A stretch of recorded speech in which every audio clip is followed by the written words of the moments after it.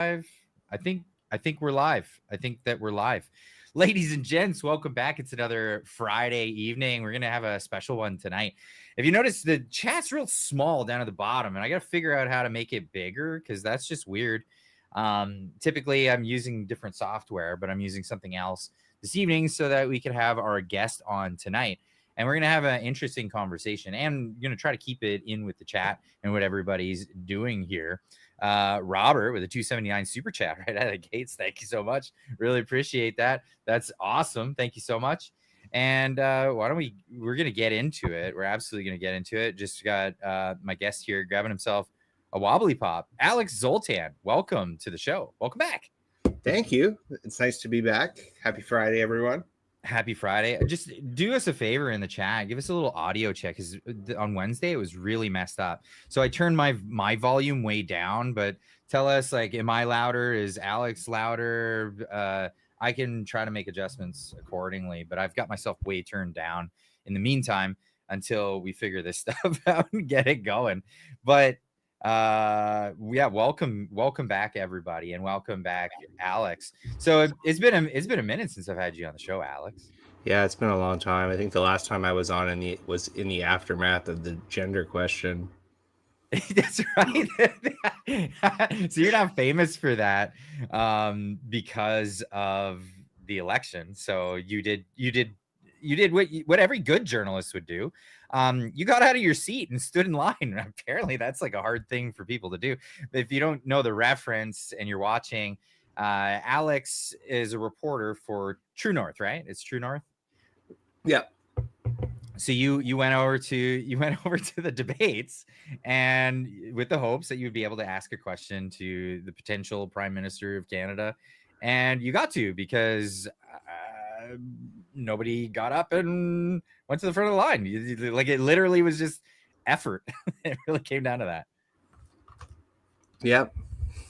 That's it. That's it. And yeah, then, so your favorite used to fight over the scrum lines. I was shocked when I looked behind me and it was like me and all the rebel people. It was hilarious. Well, I made a big think about it. For me, it was weird because I thought, like, to hear that story, it makes me think, oh wow, all these people are just privileged. They think that it's just supposed to be given to them. They don't have to fight for it to get it. I have no idea. It was the first like media scrum competition I was ever in, which is what made it even more surreal. It's like, why is nobody standing here? Exactly.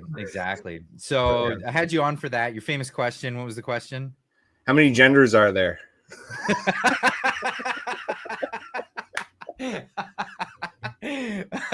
That killed me, man, because you and I were talking about this like a week ahead of time, and you had this like elaborate question that I was like, really, I couldn't wait for you to ask, and I was like rooting for you, like, you're gonna ask this great question, it's gonna be a stumper. And then you ask him something so simple and it was a stumper. It ruined his night. Because of the follow-up. The follow-up was good, because I knew he was going to say there are only two biological sexes. Well, I said, well, in that case, then, my follow-up question then. Like, do you think that there should be biological men in women's prisons?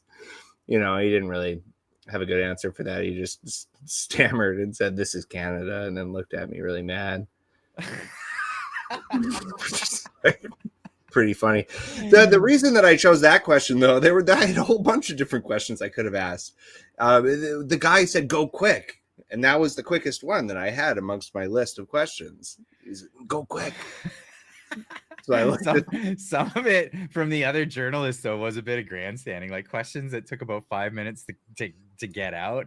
That's a bit much, right? No, it's funny that you mentioned that, because I was just watching, given that I was just in Kamloops, Drea Humphrey's question to Jagmeet Singh about the Christophobia, right, the burning of the churches and everything. And she had every right to take as much time as she could asking the question, because she knew he wasn't going to answer it.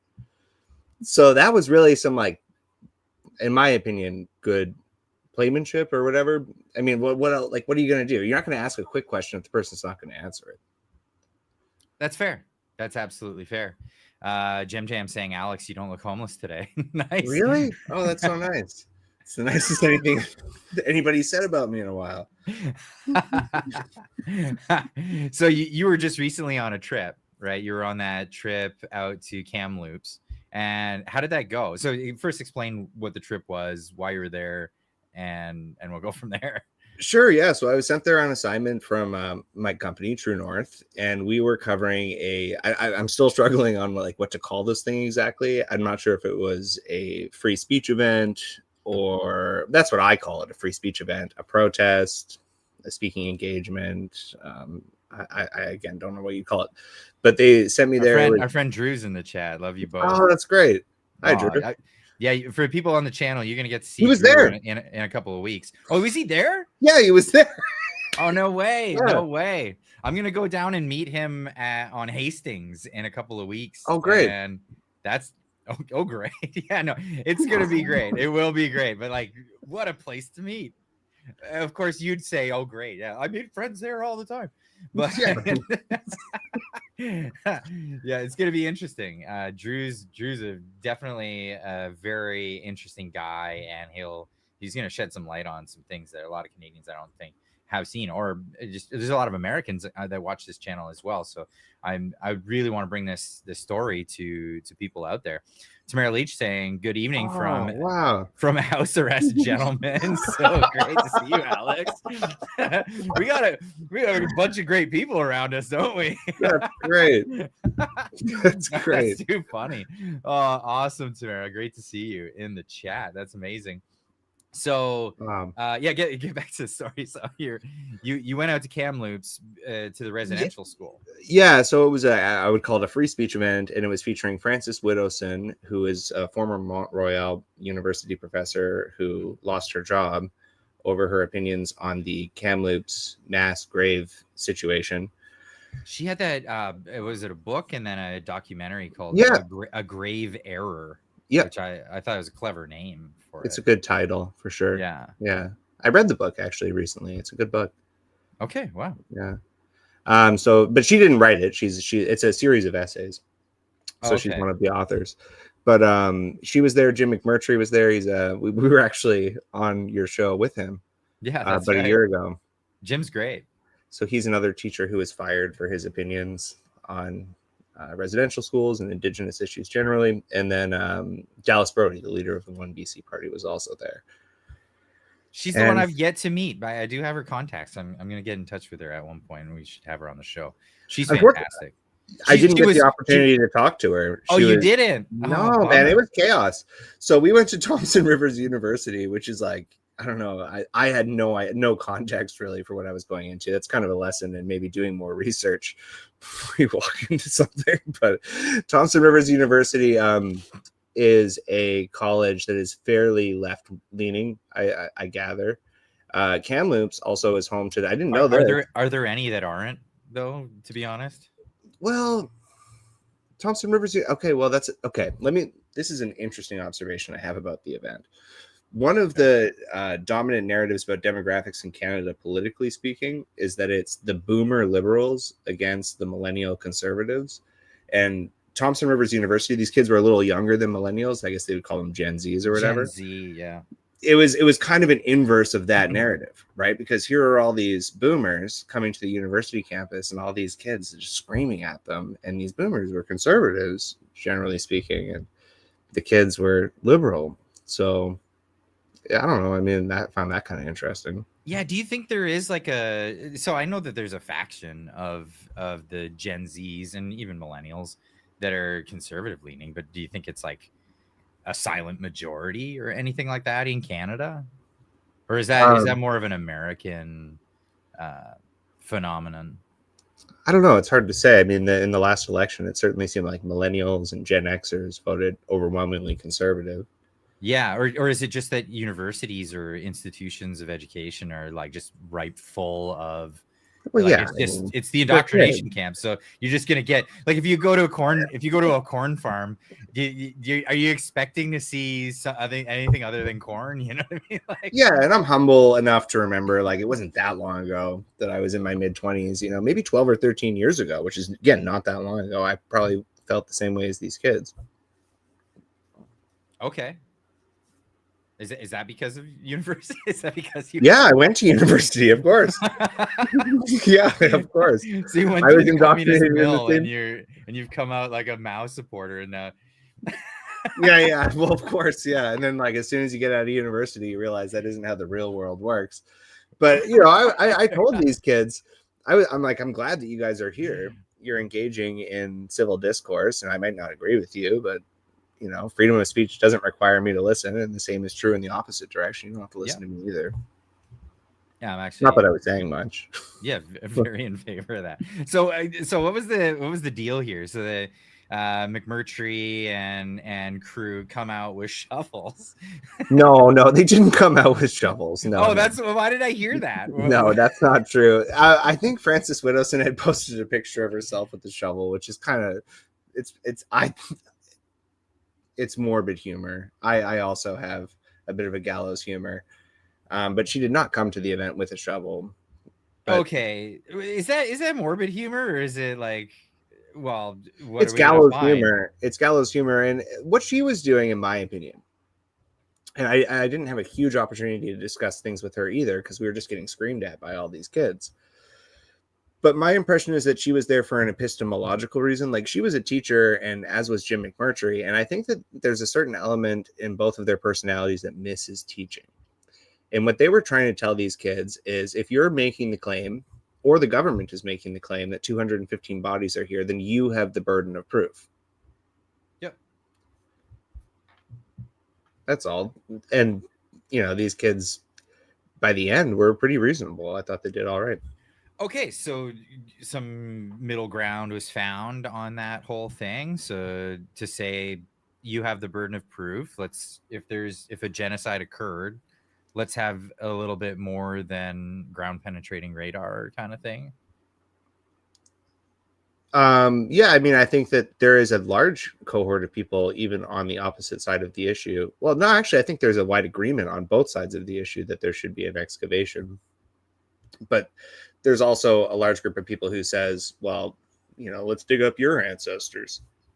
And they're not wrong either. But I watched okay, I'm just a little pushback on that. Like, Sure, go ahead. If I said that my ancestors were buried there and there was like a contention and there wasn't a marked grave or anything like that, or even a suggestion that my ancestor was buried there, and someone said, well, let's find out for sure, you're making a claim that, like, I don't know, is requesting money or things like that.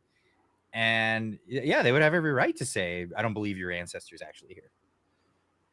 Yeah, I mean, I watched a Fifth Estate documentary that the CBC did on this subject yesterday when I got back, and I forget which chief it was, but he had mentioned that they had asked families around Kamloops if they were in favor of excavating, and I believe it was almost a unanimous decision in favor of doing it. And why it didn't happen, I'm not entirely sure, but okay. Sure. I mean, I could tell you why it probably didn't happen. It's probably because there'd be nothing to find, and then the narrative would be over. Well, I don't know if there would be nothing to find. I mean, some people think it's a septic field. Some people think it could be rocks or roots. I mean, it's 215 anomalies, which has actually been downgraded now to 200 anomalies. Right, but if it's not people, then that's a big difference. I mean, Canada has made a statement that there was a genocide. They made a clear statement that was something that occurred. No, I don't like. Yeah, there's no other genocide that's ever been claimed on Canadian soil. This is a big thing. There's like reparations that are being requested. There's money that's been doled out. We do land acknowledgements, like all of these like things that have come about because of this. If it turns out that it's not accurate at all, then it's like, well, that's a big deal. It's kind of a big deal. It's not something you just like, all right, I'll just agree to disagree on this. Like, no, people are, there's a huge vested interest in finding out if this is true or not. Yeah, I think there is, and there isn't. So in my opinion, let's say you excavate the area where the 200 graves are alleged to be, and there's bodies there. Does it make a difference? Yeah, massively. What is the difference? Well, the difference is that bodies are there, and now it's like, okay, now let's find out what happened. But I don't think it would be surprising if there were bodies there, because we know that like a lot of kids died at residential schools, right? So the number I believe was 4,000 children died just of tuberculosis in residential schools.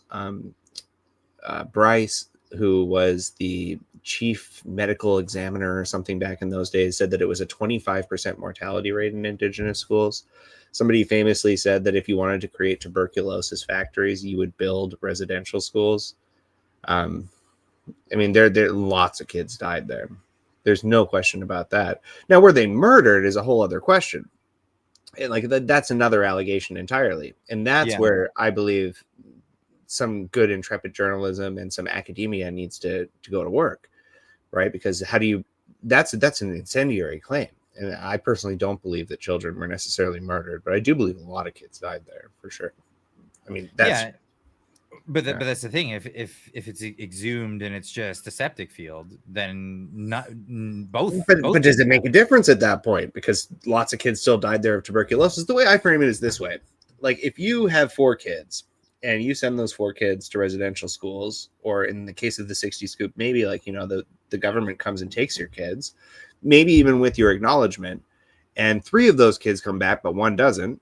And every other neighbor in your neighborhood or your reserve, I guess you would say, also didn't get 1 kid back. In your mind, I mean, the loss of a child is a very profound thing. That is, in your mind, given that everybody in the community lost 1 of 4 kids, a genocide. And this is where this narrative comes from, right? Is that perception is reality, but it's not necessarily reality. Genocide is a very specific term, and so I think it's a genocide. Well, but I can see how people would experience it that way.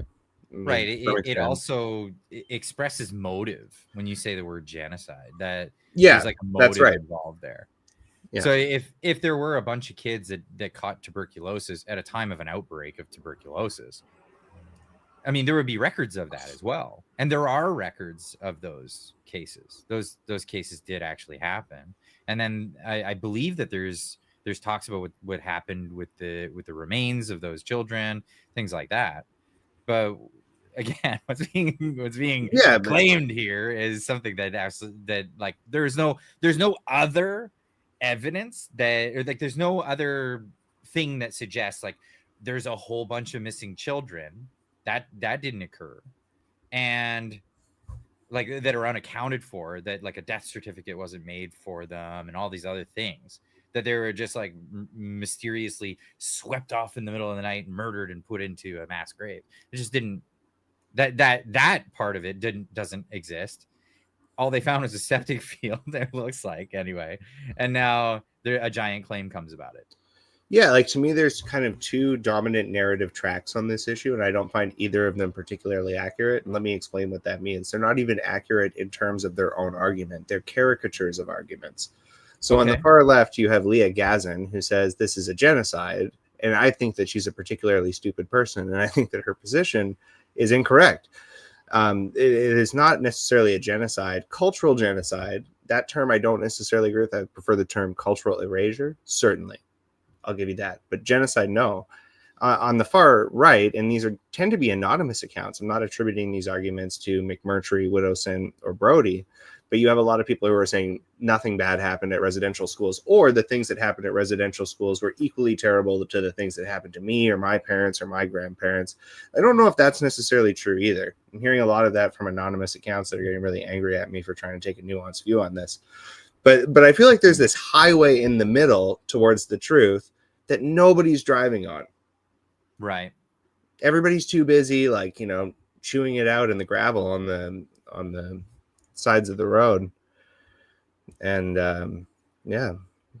I mean, so I guess like from a libertarian perspective, what has come about because of this narrative is calls for limiting free speech. Literally saying that we should treat what they call residential school denialism as a crime. So if you say that it's a septic field and not a mass grave of human beings, then you should be thrown in jail. Like literally, that is the literal definition of that. Of course, I find that absurd. It's completely absurd. But what it also does is it conflates 2 issues, right? It conflates residential schools, possible malfeasance and bad things that occurred at those on an individual basis, with a narrative of a mass genocide that was perpetrated on purpose to get rid of native people that were undesirables or something like that, which is just, it's a ridiculous notion. Now, residential schools weren't like this amazing, beautiful thing, and I'm not arguing that either. I don't think anybody's arguing that. Some people are saying they're a better alternative to what was given to them at the time of nothing. So that there might be a valid argument for that. In fact, I mean, there are a lot of really good accounts of people who owe a lot of their success in life to residential schools, which makes sense. I mean, you know, you look at life on reserves now; they're not particularly fantastic. And so some of these residential schools, it's like anything, right? It depends on your personal experiences. They vary widely. You know, that's true of anybody's experience in school generally. Right? Fair enough. Take this moment to share a super chat for $50. Thank you so much. From Sasquatch Chronicle says, as an American, I love Clyde's shirt. Clyde, being an American, is the only Canadian channel I'm paying member of. Time to come home, Clyde, and off the sinking Titanic that is Canada. I'm working on it. I'm on my way. I'll be in Texas in no short order. Thank you very much. Really appreciate that. Is this a good segue into our chat? I think it's fun to like tell the readers, or not the readers, sorry, the listeners or the viewers. I was talking to Clyde on the phone. I said, Clyde, you haven't had somebody on who disagrees with you in a while. He says, well, I should have you on. Yeah, you disagree with me a lot. So I'm like, okay, fair enough. We get into some things. Just gonna Loretta Jones is asking, Alex, will you vote Liberal? No, of course not. No, of course not. It's funny though, but this is how hyperbolic the internet has become, and all of this. Because I get it too. I gave a lot of pushback on Pierre Poilievre, and I've been all but abandoned by a lot of conservatives because I gave pushback during the election, even though I wanted him to win. Like that's the ridiculous part. I wanted him to win. I thought he was doing a crappy job, and I'm the bad guy, right? I'm the bad guy because I said that if they keep doing this, they won't win, and then they didn't win. No, I mean, I'm not a liberal. I just have nuanced views on things. I mean, you got to listen to people too, and yeah, I don't know, have some compassion and empathy, I guess. But that doesn't make me a liberal. My 2 cents says I'm a conservative and still here. Fair enough. Not all conservatives. I have to do this, the hashtag not all, when I say statements. If I ever mention boomers, it's like totally like gotta give your not all acknowledgement, boomer acknowledgement. It's not a land acknowledgement, it's a boomer acknowledgement. Not all boomers are thumbs up or elbows up. Dude, I just watched 3 boomers descend down the stairs, get trespassed off a university campus, and shout these kids down. It was fucking awesome. Boomers are great. I have a whole new appreciation for them after what I saw yesterday or the day before. I can't remember. It's been a bit of a blur. Oh, that's hilarious. Bromsley saying Zoltan, my homie. So yeah, you got some fans here. You got some fans. Don't worry. You're in good company for sure. Not completely in enemy territory, but I was thinking about before I came on the show, if we talk about the US Canada stuff, I'm going to get eviscerated by your viewers. I mean, you have a certain audience. I am going into away territory slightly. A little bit. So especially when we get into the next topic, because it's going to be tough. Maybe a tough spot for you, but let's for you. For me. We'll see where we get with that. Hold on. That's right, Clyde. Not all boomers are effing liberals. No, not all boomers. Just all Ontario boomers. No, I'm kidding. Yeah, that's actually not that far off from the truth. I mean, like, I was there not that long ago either. I was in London, Ontario. What a crazy place that is. Full of a lot of liberal boomers, but they were fine too. I mean, most people are pretty great, even if you disagree with their politics. I can't get over certain things though. Like I just have a really hard time. I think I put it out in a tweet today, actually, just to sort of state where my position was on this one, because I don't think that there's enough appreciation especially in Ontario, for what America has done for Canada, right? Canada's done a bunch of things, and that's great, and you're happy to hear that. But how do I put this on the thing? I gotta just pop this up on the screen here so you can see this. So I shared this one out, and I said, can you name a successful car company in Canada?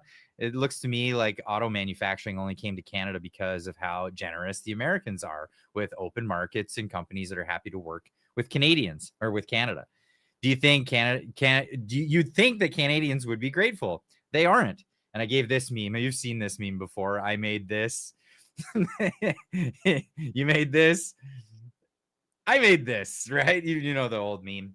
And it's one of those things where I think that the auto industry that really Southern Ontario has survived on for such a very long time is they owe. Well, the correct meme is simply we made this. I think for the average American automobile built in Michigan, like, between the Windsor-Detroit bridge, it goes over the border in order to assemble parts something like 7 or 8 times. Yeah. Yeah, whether it's going through Sarnia or going over the Ambassador Bridge or what have you.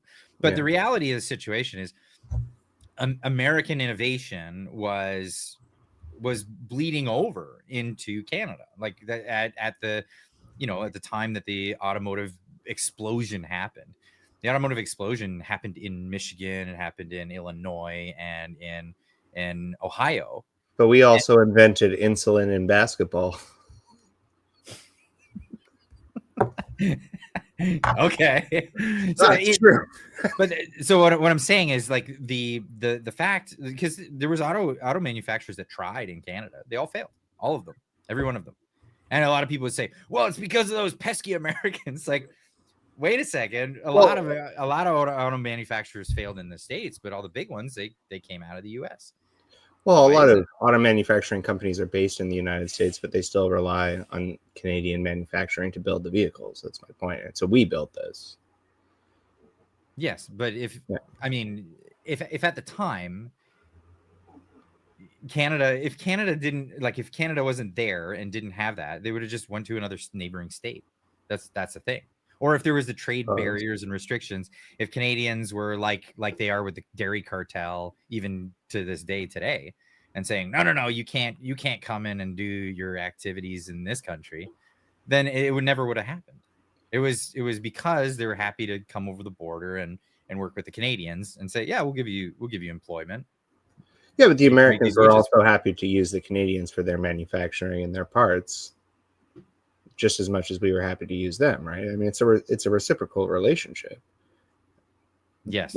Yeah, we're both gaining more by working together. It's Ricardo's comparative advantage.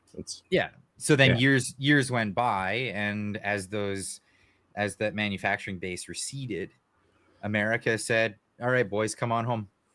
Yeah, but that's not happening. Manufacturing jobs aren't increasing as a result of the tariffs in the U.S. I mean, job growth in the U.S. is quite anemic currently, especially in manufacturing. There are a bunch of manufacturers that have left Ontario and went to the United States. Well, they've left Ontario, but that doesn't necessarily, it's not a zero-sum game, right? So they've left Ontario, but they haven't gone to New York State. They haven't gone to Michigan. They've just left because the margins have been disturbed by the tariffs. They left and went to Illinois. No. There was a few that actually they picked up movie capital to Illinois and then are picking up operation there. But the United States is not experiencing a dramatic increase in manufacturing growth as a result of the tariffs. I mean, the numbers are the numbers.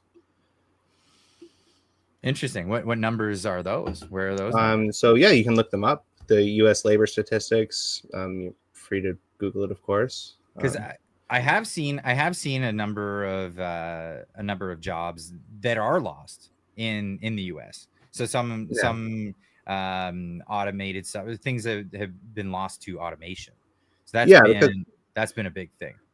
Well, yeah. Also, if you make North American cars more expensive to make, which is what tariffs do, again, if parts have to go back and forth across the border 7 or 8 times, you're making those North American vehicles either more expensive in the short term or less competitive in the long term, because those margins cut into innovation and growth.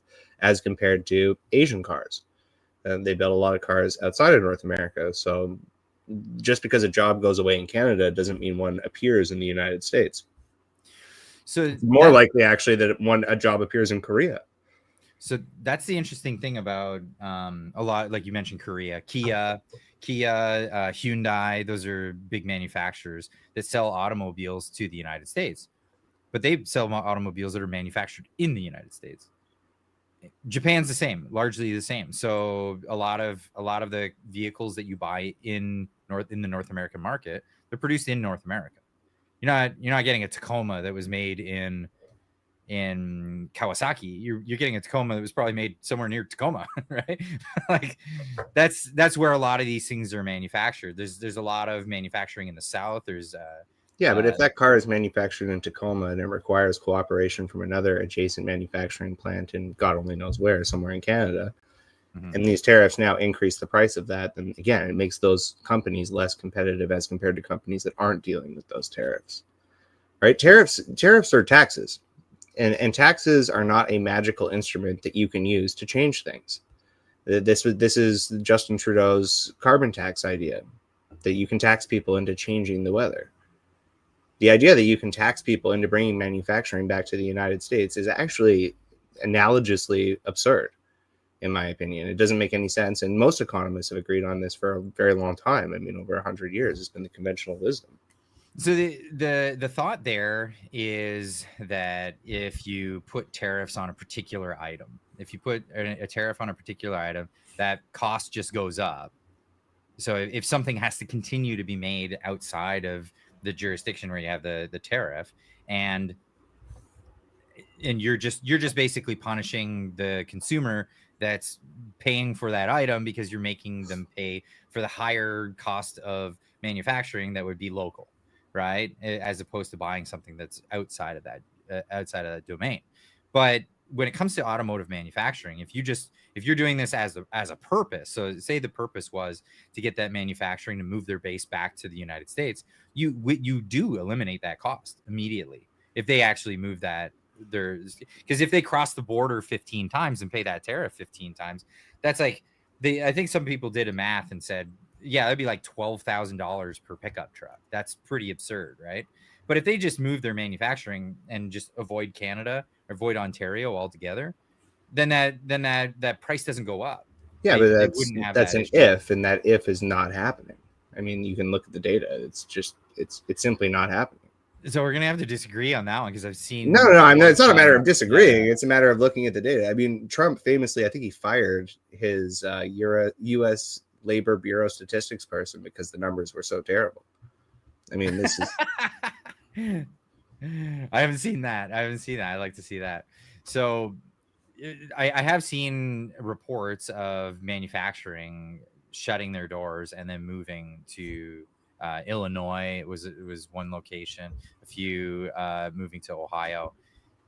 That's what I've seen when it comes to that. But when it comes to tariffs as a whole, this is a new sort of approach. This is a new sort of approach that I see entirely. And when it comes to trade barriers and restrictions and stuff on particular items, I tend to agree with you. Absolutely. And again, I'm not just agreeing with you. I'm agreeing with economists for over 100 years with the idea that, especially with what they tried to do, what the dairy lobby's trying to do, just makes expensive milk and cheese products in Canada. We're all suffering from that.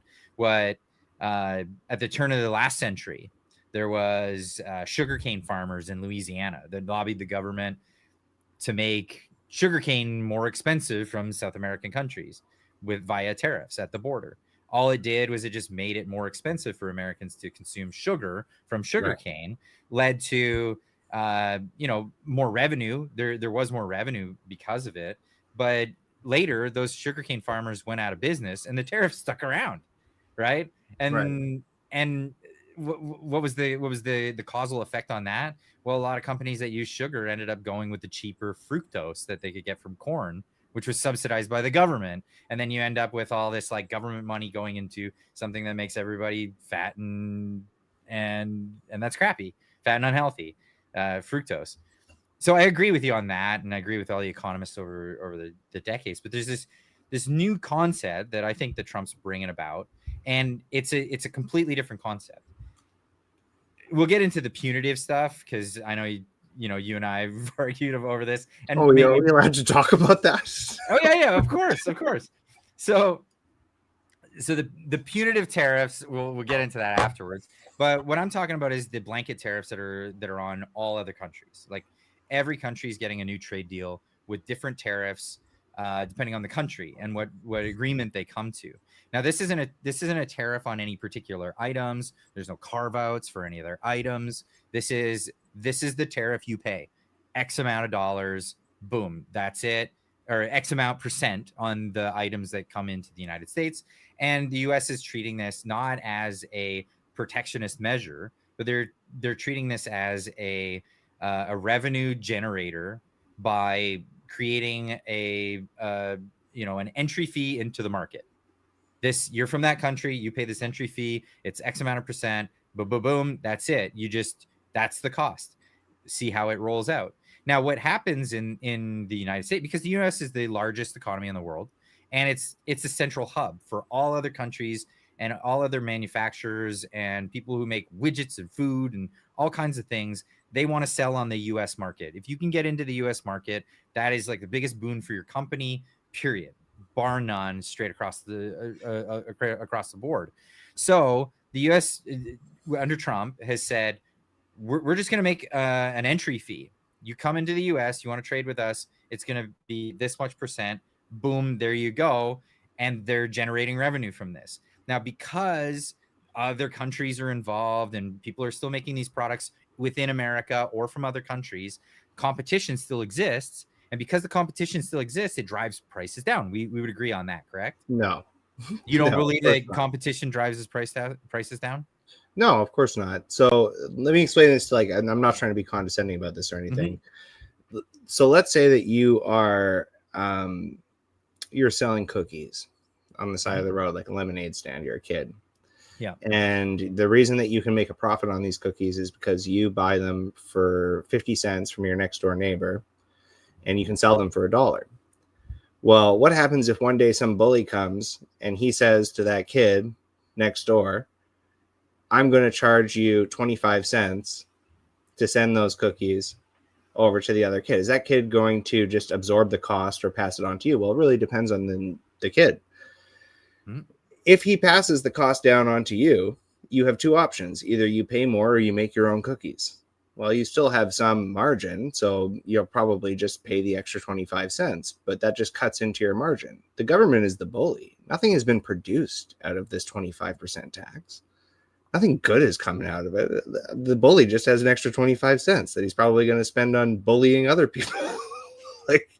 Taxes suck, dude. So tariffs are taxes and taxes suck. They don't produce anything positive. I mean, if you can find an example of, they do in some respects. If you want to build hospitals and schools and things that people genuinely need for the public welfare and good, military, of course, and self-defense and border control, all that stuff. Trade routes and protection. But there are other ways to generate that revenue that don't involve disrupting the private market. The private market likes stability and predictability, and all tariffs do is disrupt the market. They don't add anything to the market. They just disrupt it. And they just take money from it. So I'd give a different analogy because I don't agree with your analogy. I don't agree that that's the situation that's occurring.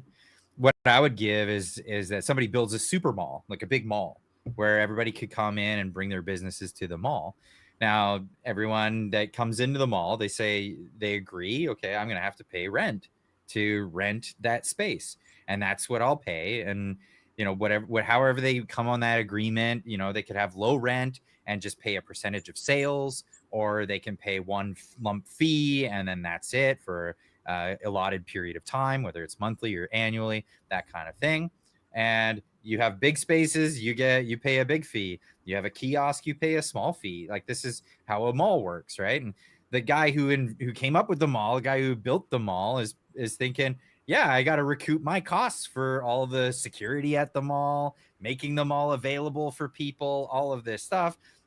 Probably pays a bunch of money to keep the roads and the parking lot clear and all these things, right? So that's what's going on. and you've got people like, I don't know, little Canada coming in there with a trench coat and a bunch of watches and saying, I want in, but I don't want you coming over to where my business is. That's the situation. Well, no, It's that's kind of not. like, wait No, a no. second. You're I'll supposed buy. to, I'll play. I'll play you on gotta this play. analogy. You gotta pay for at least a kiosk there, little Canada. What are you doing? So if you think of every country as a mall, right? Every country is kind of a mall, and the taxes that they charge is the rent. Your analogy works great if you think tariffs are a good idea under the assumption that there's only one mall. But ultimately, there are hundreds of malls at this point in time. There are hundreds of countries where countries can export their goods to.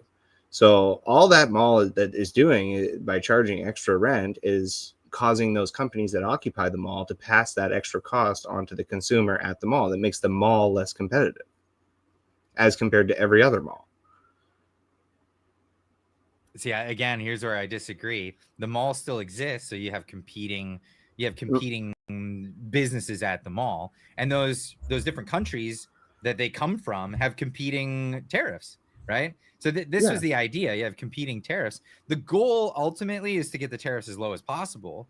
But if a country doesn't want to allow the U.S. to go in and trade at their mall, then they're saying, well, we're just gonna have higher tariff, and you'll deal with that, and that's how you're gonna go.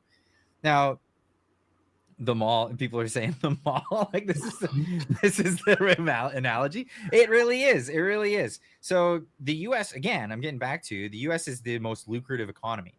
No, a lot of people when they build their business from outside of the U.S., they're like, yeah, I'm happy to do business in my country, and I do business in other people's countries, absolutely. But if I can get into the U.S. market, I got it made. That is the best market to get into. So it depends on what you're selling, but I mean, generally speaking, the U.S. does have the highest amount of consumerism. That's true. Yeah, absolutely. So this is the argument, is that it's an entry fee, and because there's competition from all other markets within the United States, like for example, shrimp from Vietnam, they're a huge manufacturer of shrimp, and a lot of the shrimp we get in Canada, in the United States, is all from, not all from, but a giant chunk of it is from Vietnam, because they produce so much of it, and they send that over, and they're currently paying a 19% tariff. Now, the price of shrimp hasn't gone up by 19%. That's not something that the consumer's having to pay. A lot of that is the manufacturer is eating it. They're eating that because the price of shrimp hasn't jumped up. And if they just raise their price of their shrimp, they're not going to sell on the market. And that's the thing is, though, Clyde, is that even if the manufacturer eats that margin eats within something that the shrimp manufacturer could be doing to improve the quality or the efficiency of the shrimp production for the consumer. So whether you pay for it in the short term or the long term, I mean, that's one less shrimp boat that company can buy, even if they eat that cost. That cost has to be made up somewhere. And if there's less shrimp being captured because they could afford one less shrimp boat, then you're paying more for shrimp in the long term. The government has added nothing. It's only taken something away. Well, yeah, I agree with you on that. Like, I do agree with you on that. They're taking something away, but what are they taking it away for? So obviously, that's a whole other conversation. Yeah, I mean, but the path to hell is paved by good intentions. It doesn't matter what your intention is. It's just like the carbon tax. Again, the intention is that we're going to change the weather with taxes. But taxes don't change the weather. They also don't miraculously make more shrimp arrive, and they also don't miraculously make, auto manufacturing plants spring out of the ground. They don't do that. That's not what taxes do. Yeah, well, you've got a point there. You do have a point, but what I'm getting at is this is a way for the United States to actually start driving revenue from outside of the United States.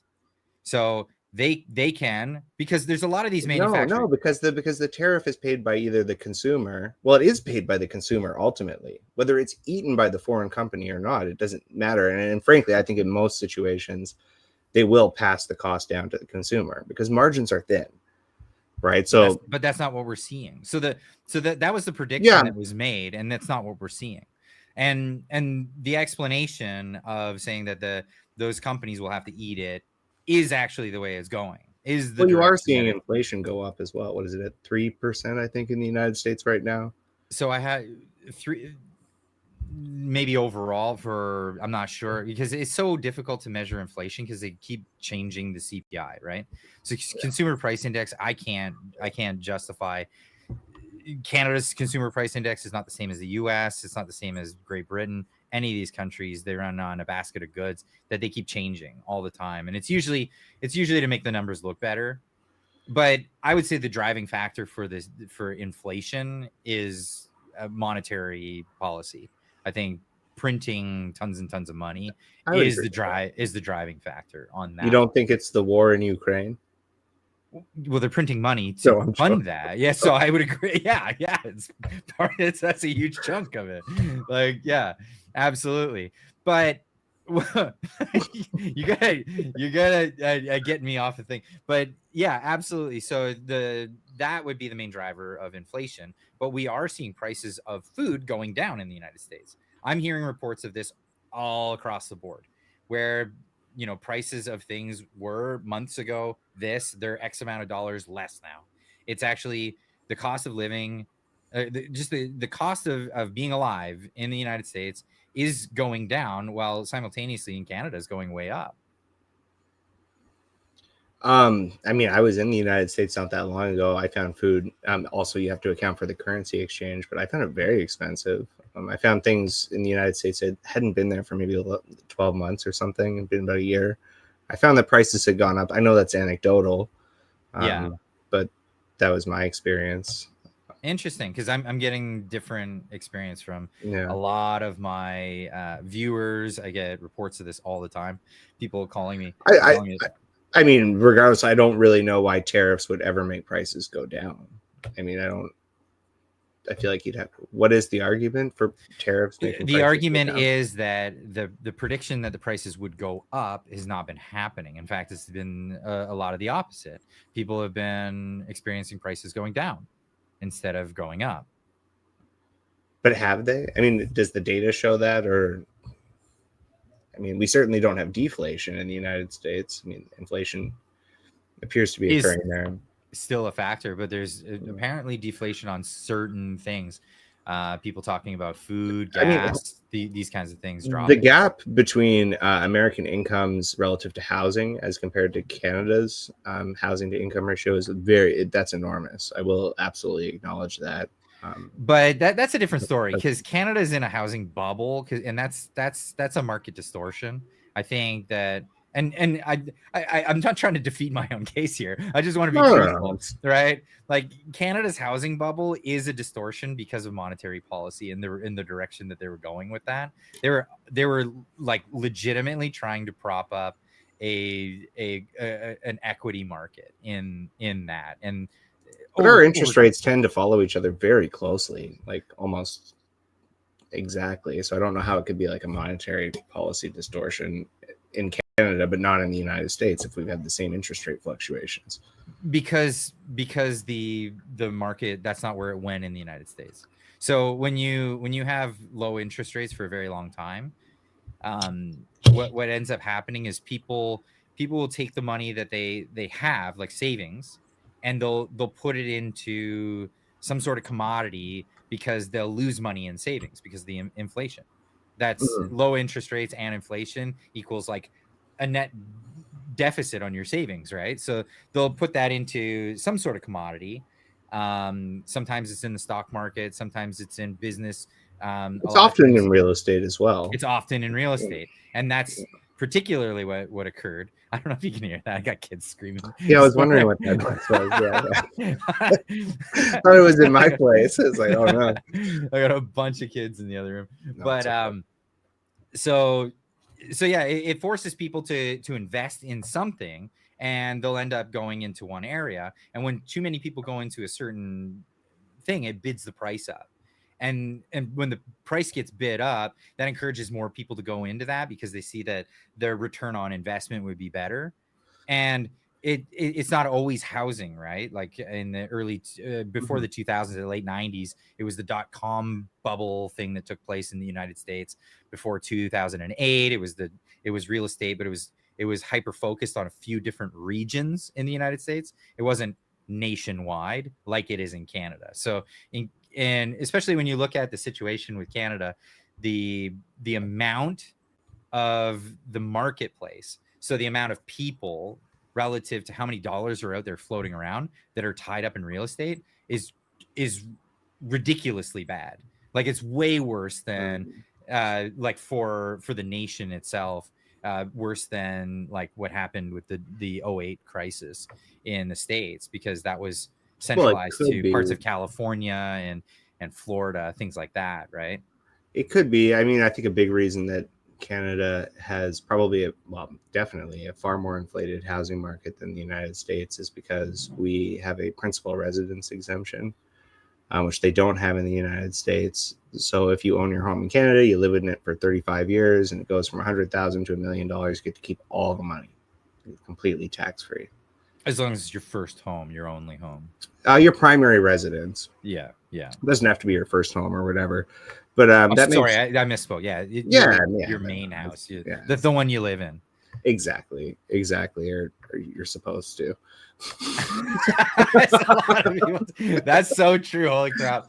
That's like that's a whole other kettle of fish. But yeah, Chish Brew, just jumping in here. Chish Brew for $6.99 says, it is easier for large companies to absorb the tariffs. Small businesses will disappear as they can't absorb the cost. That's an excellent point. But the U.S. doesn't care about small businesses from outside of the U.S. No, they don't care about small businesses within the United States. I mean, the idea like small businesses import goods as well. This is Trish makes an excellent point, and this really bothered me during COVID.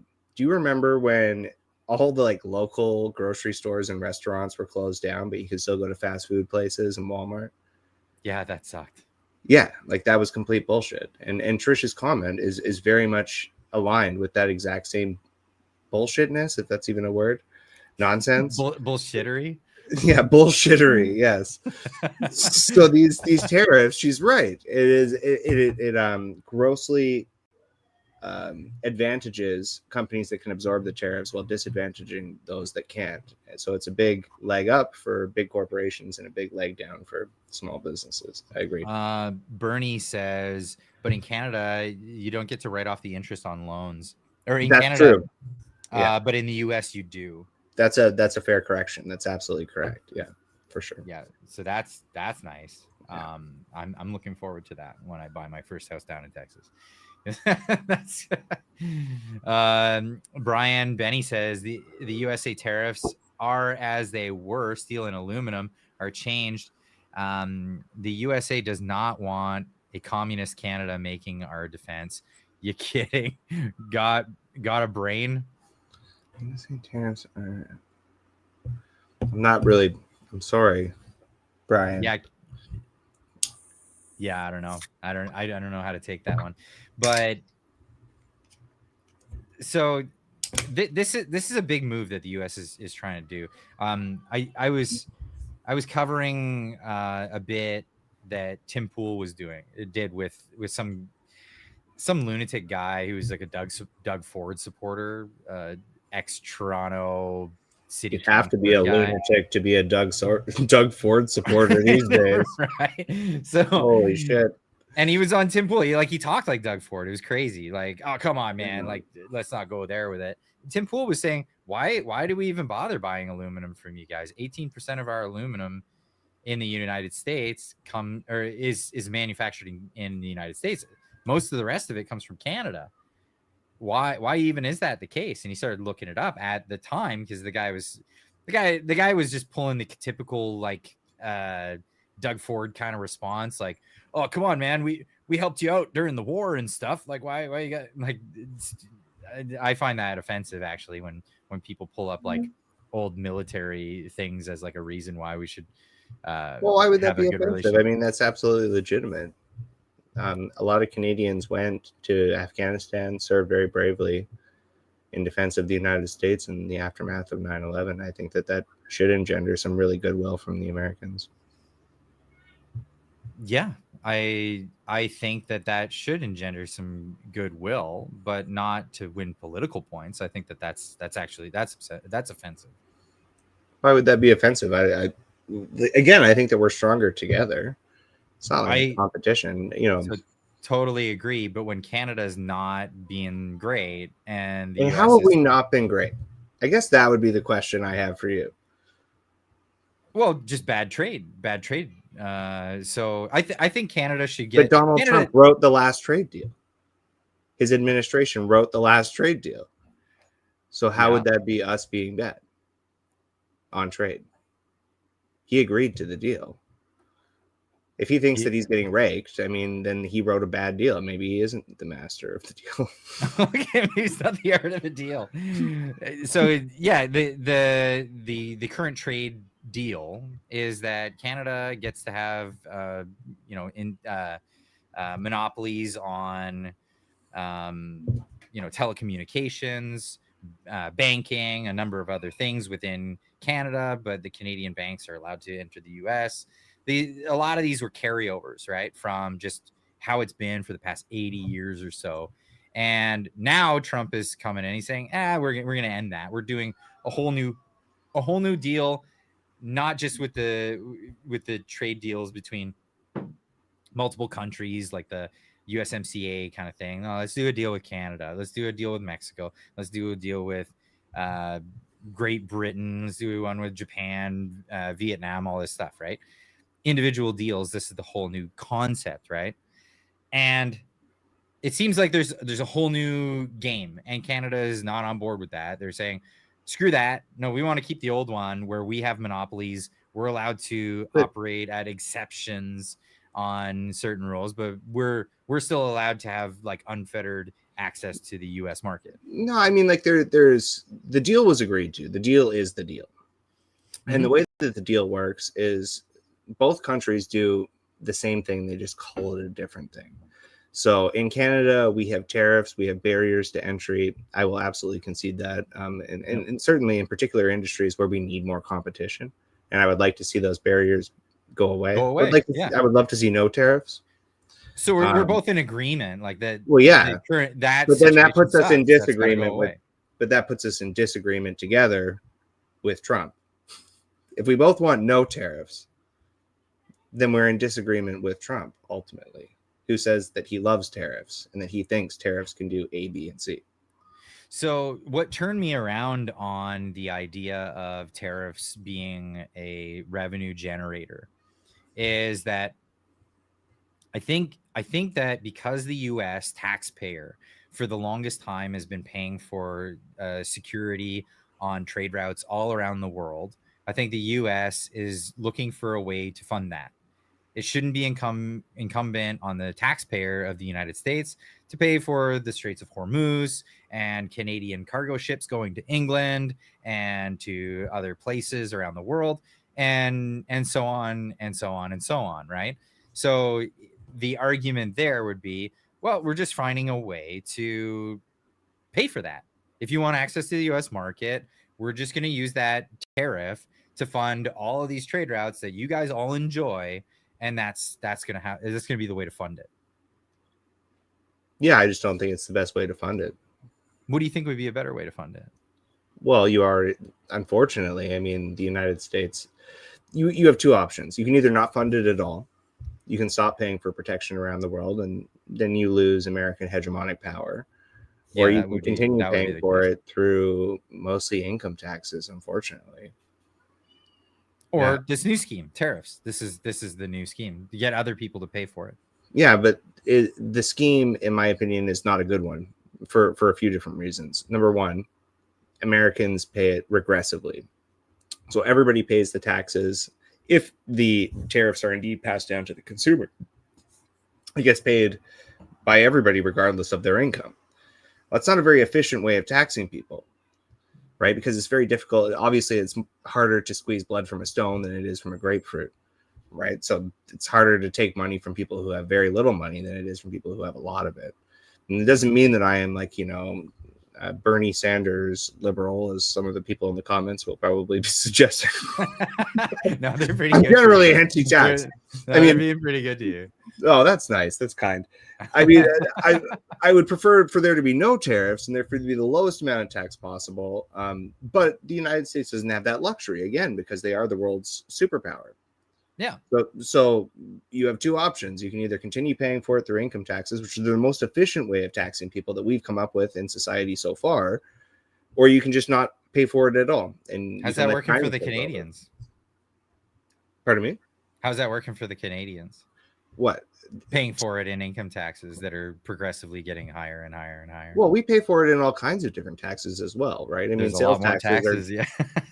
Sales taxes. I mean, we also, so what I was saying before about how we do one thing in Canada, they do another thing in the United States, where we have tariffs or barriers to entry. The United States has subsidies, right, which is paid for with taxes.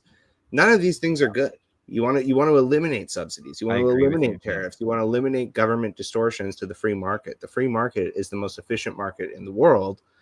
Obviously, there needs to be some limitations, but they should be very, very limited. And the problem with these tariffs is that when you institute them, often it becomes a cash cow. I mean, when Trump was unelected, I guess you could say, in 2020 and Biden took over, he didn't repeal a lot of those tariffs.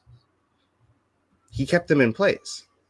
And that's what's going to happen with the next president, regardless of what his intentions are. And consumers are just going to pay more, and North American companies are going to be less competitive. That's all it's going to do. It's not going to make anything magically great sprout out of the ground. Taxes don't do that. Well, the number one easiest way to get your company to not have to pay the tariffs is, right? Well, moving them to the United States, but move your operations to the US. But people aren't doing that, right? Because ultimately, like, they know that Trump only has 3 years. I mean, the cost of moving a manufacturing plant from Niagara Falls, Ontario to Niagara Falls, New York is enormous. So, they're probably crunching the numbers and doing a cost benefit analysis and saying, well, if the tariffs are repealed, and they may even be overturned by the Supreme Court. So, like, could you imagine that the amount of capital that it would require a company to move one of these manufacturing plants on the assumption these tariffs are going to be around forever and they're not even enforceable in the next. Well, it's no guessing game. They know just how much it would cost. There's a whole industry that came out of moving U.S. Manufacturing out of Detroit a number of years ago. I recall this, like, going on 2 decades ago to the present. It's been a big thing. No, I mean, like, the opposite to protectionism as well is like complete free trade, and there's an argument to be made there that if you have complete free trade, then all of the manufacturing will move to Mexico, which is kind of what happened with NAFTA. It's when a lot of American companies left there. Mm-hmm. So you want to have some level of balance, but ultimately protectionism in this level of a globalized economy with this free of a global market mm-hmm. is an outdated idea. And I haven't seen any data to suggest that it's working. I don't see it going into like a new era of mercantilism, though, right? Like, as what people are suggesting that this is happening. It's not what happened in those days. We're seeing, again, like a barrier to entry in the form of an entry fee. You're not stopped to enter into the United States. And once you're in the United States, it is a free market. But as you said, if they just opened it up and it was just allowed to be free entirely between the nations, what ends up happening is what's been happening for a very long time, especially with trading partners like China, where American firms are not allowed to function. You don't have to keep hiding it. You could just I know. I don't know. In case the kids are watching. Nah, it's late at night, dude. You don't have to worry about it. But so the Chinese have been doing this, where American firms can move their manufacturing to China, but they can't sell their products in China. Hold on. So they can move their manufacturing there. Then China can steal their intellectual property and sell it back to Americans from Chinese firms. Like, this has been unfair. This has been very, very unfair for a very long time. And this is an attempt, at least. And I'll even concede this.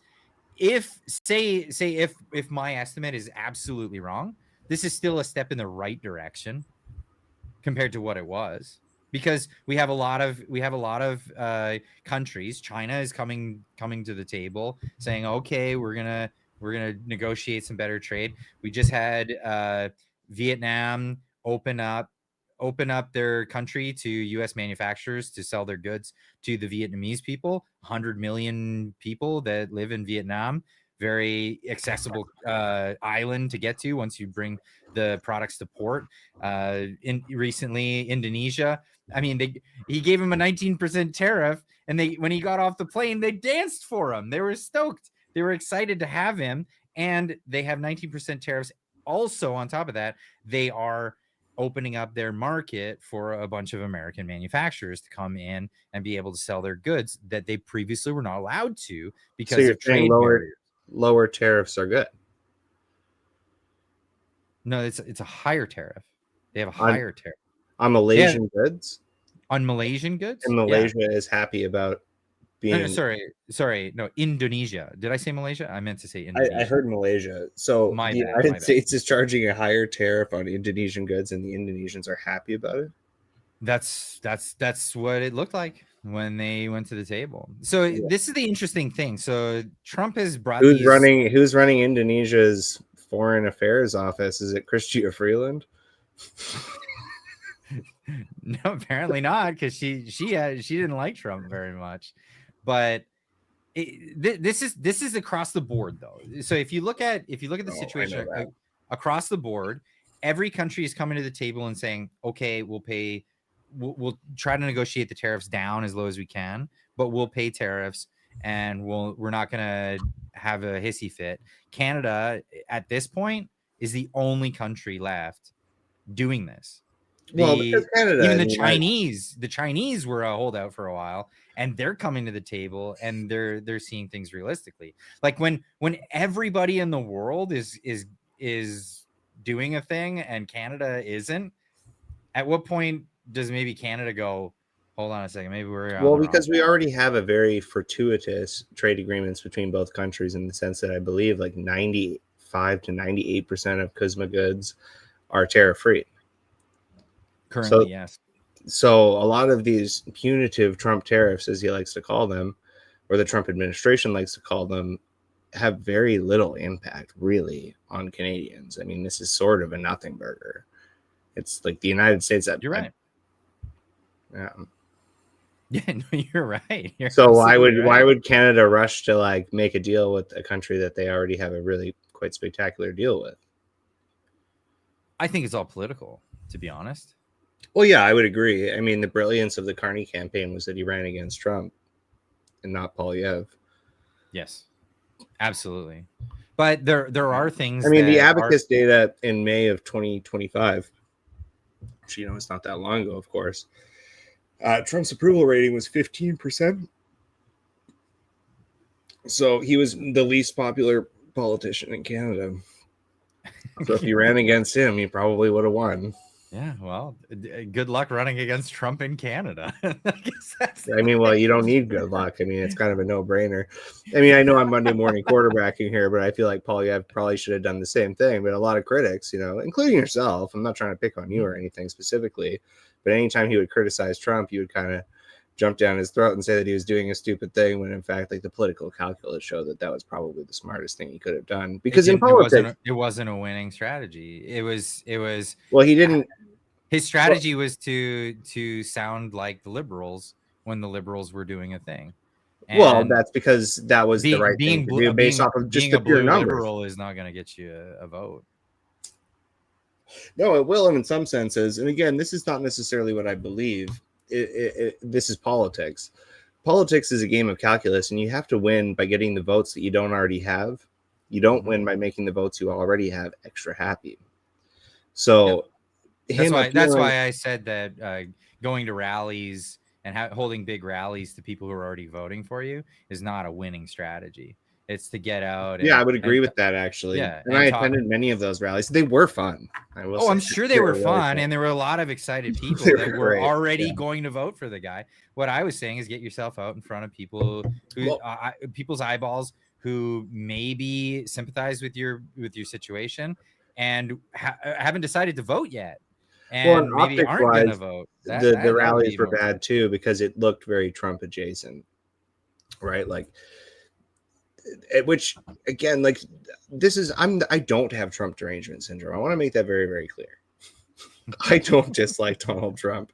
I don't. Well, I dislike his policies, but I certainly don't hate the man. I've never met him. I don't hate Mark Carney. I don't hate Justin Trudeau. I mean, like, I dislike these people, and I very strongly dislike a lot of their policies. And in the case of Justin Trudeau, I very dislike him as well. but, but like, the point is that I'm trying to make here is that it was an optics issue for the Conservative Party to do anything that was Trump adjacent. Because again, 85% of the country strongly disapproved of Donald Trump. That might not be you, that might not be me, but that's 85% of the country. I believe those numbers. I went to Montreal, I interviewed people. I went to Ontario, I interviewed people. I went to Vancouver, I interviewed people. Every single person told me their number one issue in the election, almost every single person, I want to be clear, almost every person. There was one guy at a food court in Montreal who told me that he loved Trump. But every other person said, my number one issue is to not elect Donald Trump. That's worse. What's worse? I mean, like, what's worse, that you have a country whose politicians have TDS, or a country that has TDS? Like, well, your job as a politician is not to educate the country on why they should be voting in one way, or why they should dislike or like Donald Trump. Your job as a politician is to get elected, period. Yep. And so based off of those numbers, the political calculus was clear. They should have ran against Donald Trump. When Donald Trump said, I want Mark Carney to be prime minister, that was the kill shot for the Conservative Party. They should have ran that on every single ad. They should have done like, Donald Trump wants you to vote for Mark Carney. And, because in Canada, electing, like, winning an election is all about scaring the over 65 boomer who is a bit of a low information voter. Yeah. And that's all they cared about. And not only that, like, conservatives still to this day say that Trump ruined Pierre's opportunity. Well, Joe Rogan said it, and he's right. He's right. He's wrong. He's wrong. I did a whole video. No, he's part right, because Donald Trump ruined it for him just by being Donald Trump. Pierre Poilievre chose how to react to Donald Trump. So, yeah. And the thing is, like, the only thing Trump ever said about Pierre was he stupidly doesn't like me. He stupidly doesn't like me. Yeah, he should have ran on that. He should have ran on. Sure, Donald Trump, I'm your worst nightmare. Find my glasses. Donald Trump, I'm your worst nightmare. I'm going to build pipelines coast to coast, and I'm going to put the American energy business completely out of business. Canada's the greatest country in the world. It's the freest country, and all right, I'm your worst nightmare, pal. I'm going to get to some chats here. Helen says, thank you, Clyde, for trying to educate Canadians on these issues. Clearly, they are not informed. Is that a shot at me, Helen? No, it's not a shot at you. It came up as we were talking about how, like, Canadians across the board hate Trump, and that was the only issue that they had, which is a ridiculous issue. Yeah. Like, it is a ridiculous issue. Sorry, I got a couple of supers in here that I gotta get to. Did we hit this one? Sasquatch Chronicles for $9.99 says, you cannot do zero tariffs for Canada because every country would dump their stuff in Canada to ship here. We have trade deals with God knows Canada would allow it. So this was something that Trump would actually he actually worked on, because this was a thing that companies would do, was they would, it's like a tax avoidance method. They would ship to that country first and then ship. That was definitely a thing. And believe me, I have friends that got hit with the tariffs in the US, and a lot of them had to pay huge bills, but a lot of them said the same thing. You know what? This sucks, but I believe in what Trump's doing, and I'm doing this for, it was a sacrifice they were willing to make. That was a thing. Absolutely. So like people do have that opinion. We got Helen for 20, just a $20 super chat. Thank you so much. I really appreciate that. Studio 778 for $13.99 says NATO Art 5, meaning That's true. Canada didn't do US a favor after 9/11. It met a treaty duty. It doesn't buy us lifelong trade discounts. Tariffs equal pay to play in the US market, just like the dairy cartel. So that's another thing. Like Canada can't come to the table and be hypocritical and say that it's unfair that Donald Trump is putting these tariffs on Canada. And even if they are punitive, they can't come into the table and say that it's not fair when Canada has the dairy lobby and but Americans have the dairy subsidies. Again, it's 6 in one, half dozen the other. Sure, but they're not calling for the U.S. to end the subsidies. No, they're codifying into law a tax on Canadians for shit milk. It sucks. Like if you believe me, Canadians that are watching this, go to other places on the planet, drink the milk. It's delicious. It's so good. Canadian milk is good. I like Canadian milk. I love it a lot, actually. I'm a big milk drinker. Well, yeah. No, you don't like Canadian milk? No, I don't. Like when I lived in Japan, I drank a lot. Like, I would drink a lot of coffee with milk. Like To be perfectly, I've traveled quite a few different countries, and I love my milk, and I haven't really noticed a huge difference, to be totally honest. Yeah, huge from one difference. country to another. All my Japanese friends come here and they're like, I can't do the milk here, man. I just can't do it. Interesting. Yeah. I'll have to try Japanese milk. Absolutely. Actually, I know Yuji. He has milk, Japanese milk. He found somewhere where you can get Hokkaido milk. It's really good. All right, I'm excited. And it's at like a 400% surplus to get it. I absolutely like. There are very few people I would trust to like buy milk in a back alley from, and Yuji is one of them. Okay, fair enough. Oh, that's hilarious. Okay, so speaking of obligations, military obligations and stuff, we're gonna get to this. So this is the one right after this. Yuji Tai jumping in or two saying, that's "You're so cool. Amazing, Alex." That's so sweet. Awesome. It's great. Yuji guy. Jumping in. By the way, Yuji's amazing. Yuji's awesome. Yeah, I can't. He really is. Yuji's the guy that makes the merch on this channel even available. He's the one who roasts the coffee.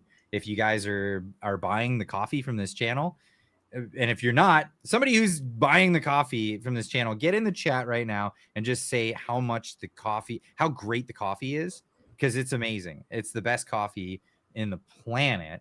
So get over there, get in the chat and tell everybody what's up. So yeah, Yuji's making the coffee. He's making sure that the shirts are available. He's keeping an eye on that. So like if you order anything, a mug or any of that stuff from the website, Yuji's the one making that happen. So absolutely. Big ups to Yuji in the chat. There you go. He's a great person too. Yeah. Absolutely. Yeah, absolutely. All right. So obligations. It's the US military's obligation to make sure that terrorists can't enter the United States of America. And if they come speeding on a speedboat with what is defined as weapons of mass destruction, and they've been identified, it's the US's obligation, or the military's obligation, when they've given sufficient warning to these places, to these people doing this thing, to blow them out of the water. Them out of the water. I would completely agree.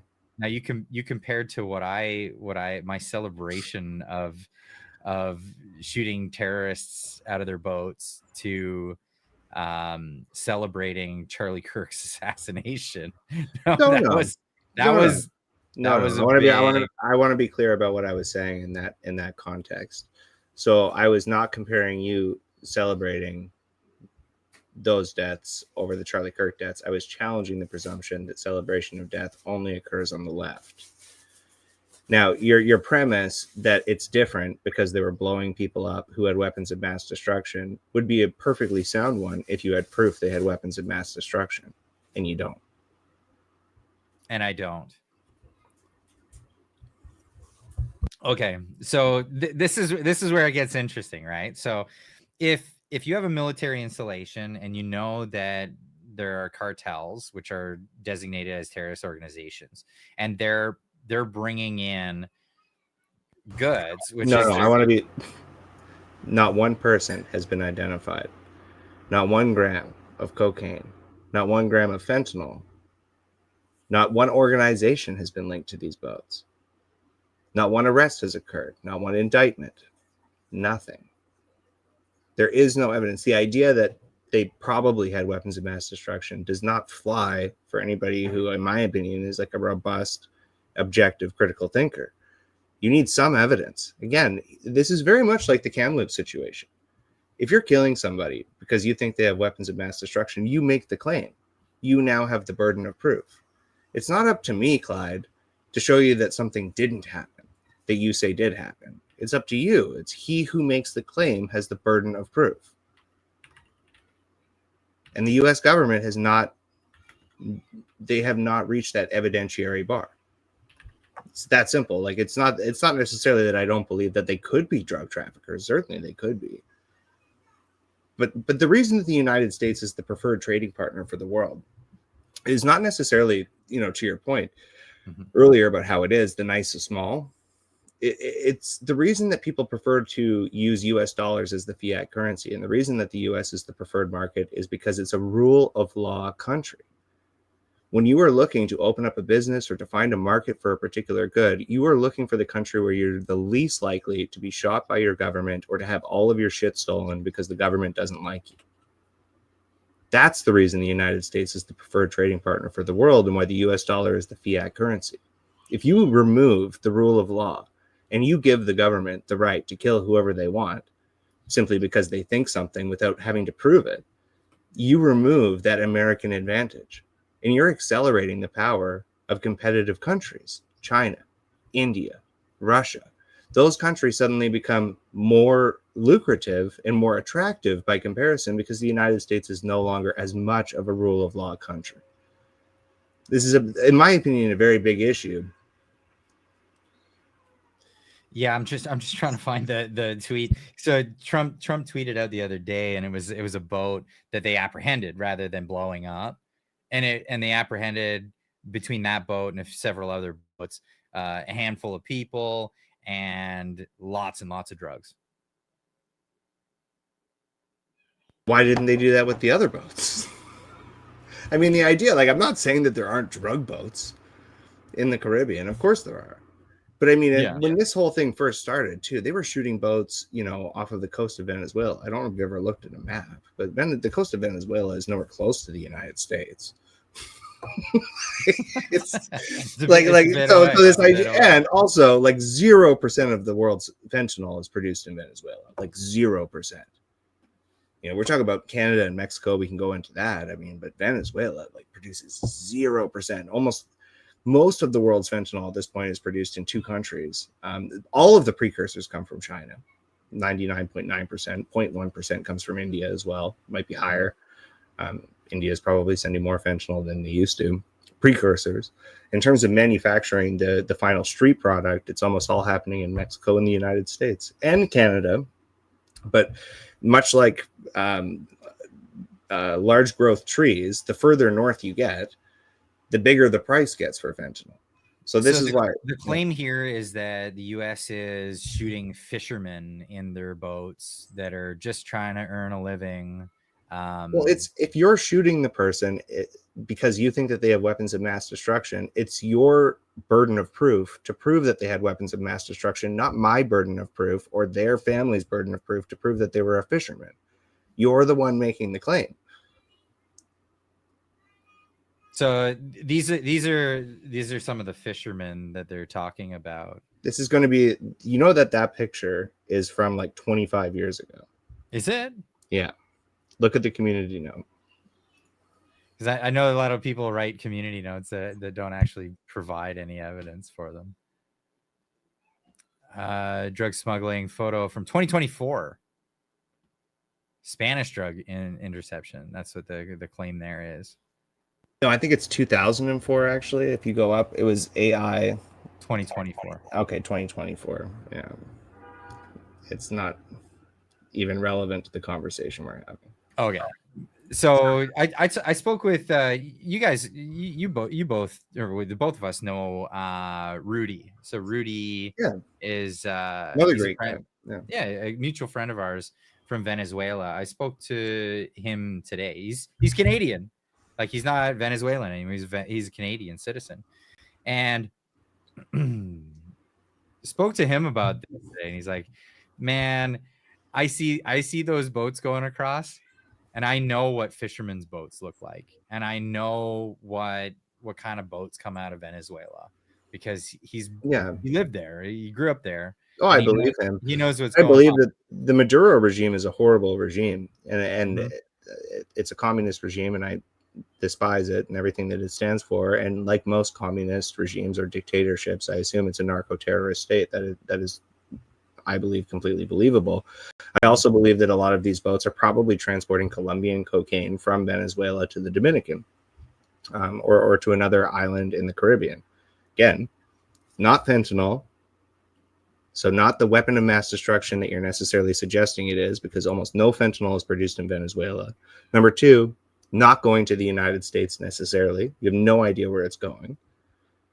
And number three, these boats, some of them have 10 people on them. Why would a boat that is transporting cocaine or fentanyl, in the extremely, extraordinarily unlikely event that that's happening, have 10 people on it?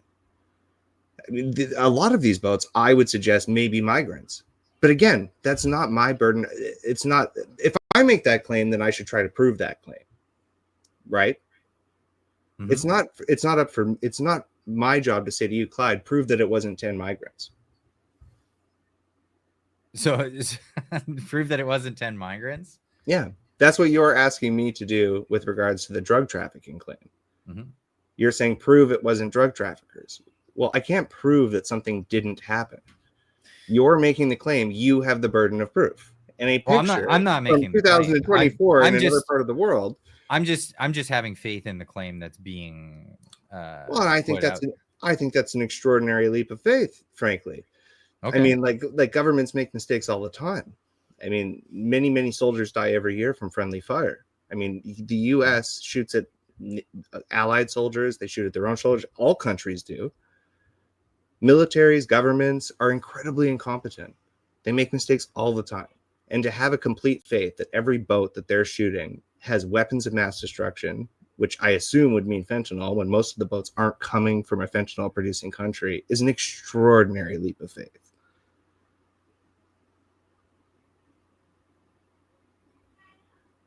Yeah, I mean, so what are you suggesting though? We should have due process, pull them, like I'm not sure. I'm wondering. Yeah, that's basically what I'm suggesting. Yeah, is that we should have should be afforded, which I don't think is an extraordinary argument to make. So, I mean, should that be the case in any combative zone? So anyone who's a combatant should be apprehended and before anything can occur. No, of course not. But if you're going to call this a war, then you run into another issue, which is that it doesn't have congressional approval. Not that U.S. presidents have ever required it to start wars before. No, that's true. But you do run into that issue then. Either way, it's illegal. It's against the rule of law. Interesting. We got Vesper Digital jumping in for 10, says, "Hey brothers, great debate on this Venezuela thing. I'm reminded of the Bush-Iraq war. America has made claims that they had weapons of mass destruction. Then, oops." Yeah, there's nobody doubting that the Maduro regime is. No, but nobody doubted that Saddam Hussein was a terrible person either. And if you look at the Iraq situation, a lot of people have been aghast at my opinion on this, because would you suggest either A, that the U.S. military is that incompetent, and I think I've given you a pretty good reason on why I think they could be, or do you think that people would just be shooting innocent people in the middle of the Caribbean because they're sick people. And I want to be very, very clear about this. I want to be like completely not misunderstood. People who serve are amazing people, and I think that like God bless them for doing it. Mm-hmm. But there are plenty of examples in history where if you give people an unlimited amount of power plus a moral imperative where they think that they are torturing or killing terrorists, people do horrible things. The Abu Ghraib prison during the Iraq War is a good example. People will often turn a blind eye, and we're all capable of that. That's why I'm not like picking on anybody in particular. I'm not picking on American service people, Canadian service, anybody. Like, we're all capable of doing that. I don't think people realize how sick they can possibly be when given an unlimited amount of power and a moral authority to exercise it. As the old saying goes, absolute power corrupts absolutely. So it is very possible that some of these people could be doing something terrible. I'm not saying that it's likely, but it is possible, of course. And then I'm looking at the situation of the world's been warned. If you're coming through this area in a cigarette boat with 4 engines behind you doing mock chicken through the place, we're going to assume, or we have intel that you're doing something wrong, and we're just going to blow the boat up. But what if what are you doing in your? Because like these aren't fishermen don't have. What if the first 20 boats were migrants just looking for a better life and completely innocent people? And now 60 people are dead to send a message to drug traffickers? That's outrageous. Yeah, I mean, you would have to look at you'd have to economize it, right? So one of those boats is worth how much money?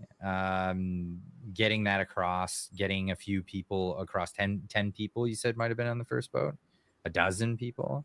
Is that I think it's almost 100 people, or maybe over more. It's happening almost daily. It's a lot of people have died. I don't think these little cigarette boats could bring 100 people over.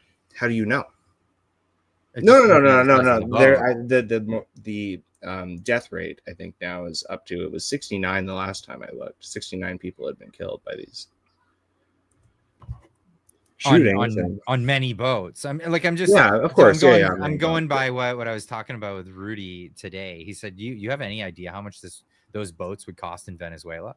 Like, they're tremendous amounts of money. Because of their economic situation, all of that stuff.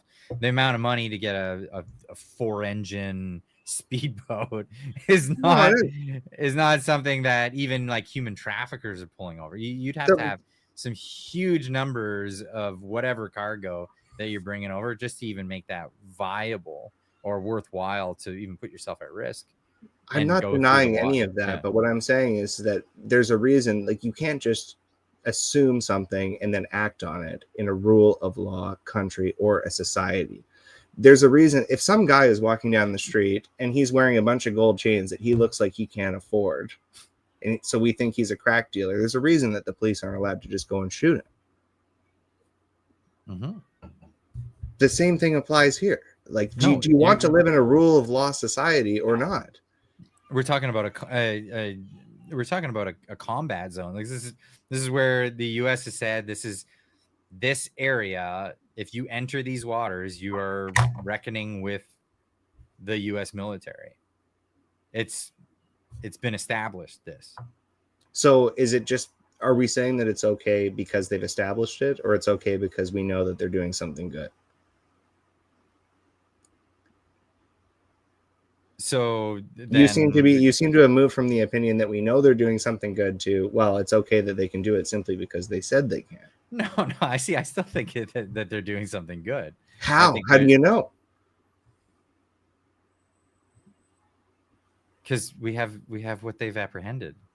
They haven't apprehended 1 gram of cocaine, not 1 gram of fentanyl. I just told you of another case that they did. They arrested a number of people and they pulled narcotics out of the boats. Well, okay, so that would be, when did this occur? That would be fairly recently. It would have to be. It was just last week. Yeah. It was just last week. Okay, well, that's great. They should have been doing that from the very beginning. What about the other 69 people that they killed? I guess they weren't close enough to get that apprehension. So they thought, that'll make it to shore. Got to take it out. Yeah, I mean, if we were apprehending as many people as we could and getting fentanyl off of the streets of the United States or Canada or anywhere else, I would totally be in favor of that, of course. But that wasn't what we were dealing with when I made the comment that I did. Right? We were dealing with a government that was engaging in extrajudicial killing. That's what it is. I mean, it's just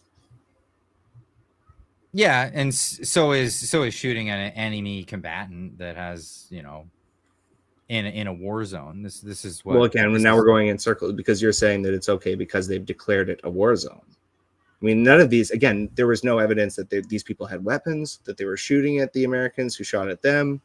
There was no evidence that this was a response to any type of violence. I mean, sure. I mean, anything in a war is justified, but it becomes very scary to say anything in a war is justified when anything can be justified as a war.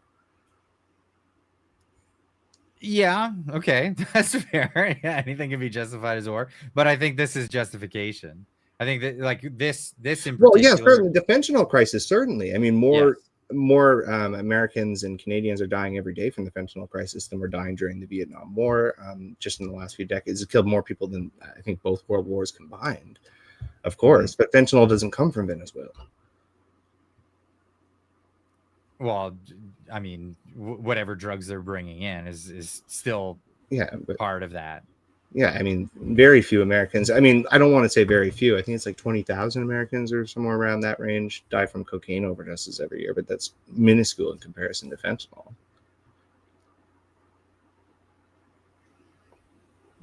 Yeah, I'm gonna go on the There has been documented cases of them bringing stuff in and no, there's not there's no documented cases of people bringing fentanyl from Venezuela.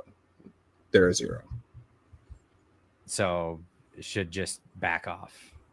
No, I'm not saying back off. I mean, if you want to capture cocaine dealers, apprehend the cocaine, yeah, of course. But you're not.